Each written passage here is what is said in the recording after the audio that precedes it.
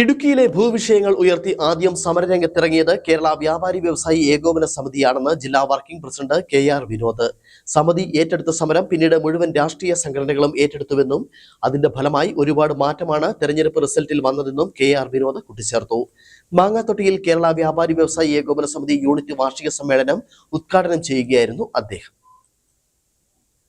വ്യാപാര വ്യവസായി ഏകോപന സമിതിയുടെ വിവിധ ഘടകങ്ങളിലെ സമ്മേളനങ്ങളുടെ ഭാഗമായിട്ടാണ് മാങ്ങാത്തൊട്ടി യൂണിറ്റിന്റെ വാർഷിക പൊതുയോഗം നടന്നത്. സർവീസ് സഹകരണ ബാങ്ക് ഓഡിറ്റോറിയത്തിൽ നടന്ന സമ്മേളനം കേരള വ്യാപാര വ്യവസായി ഏകോപന സമിതി ഇടുക്കി ജില്ലാ working committee president KR Vinod ഉദ്ഘാടനം ചെയ്തു. നാമാണ് അത് ജില്ലയിൽ ഒരു സമരമായി ഉന്നയിച്ച് ആദ്യം വന്നത്. നമുക്കിപ്പോൾ എല്ലാ രാഷ്ട്രീയ കക്ഷികളും അത് ഏറ്റെടുത്തിരിക്കുന്നു.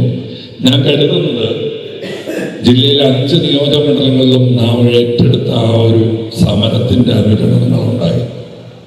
ജനം അങ്ങനെ ചിന്തിച്ചിട്ടുണ്ട്. എത്ര മാറ്റം ഉണ്ടായെന്ന് നോക്കിയ റിസൾട്ടുകളിൽ. കഴിഞ്ഞ പഞ്ചായത്ത് ഇലക്ഷൻ മുതൽ നിങ്ങളെടുത്ത് പരിശോധിച്ചു.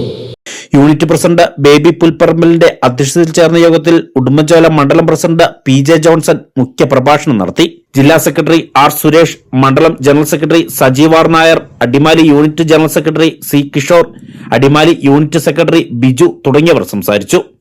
PK ശശി സ്വാഗതം ആശംസിച്ച യോഗത്തിൽ സെക്രട്ടറി എൽദോസ് പ്രവർത്തന റിപ്പോർട്ടും ട്രഷറർ സുമേഷ് വരവ് ചിലവ് കണക്കും അവതരിപ്പിച്ചു. ന്യൂസ് ബ്യൂറോ, രാജകുമാരി.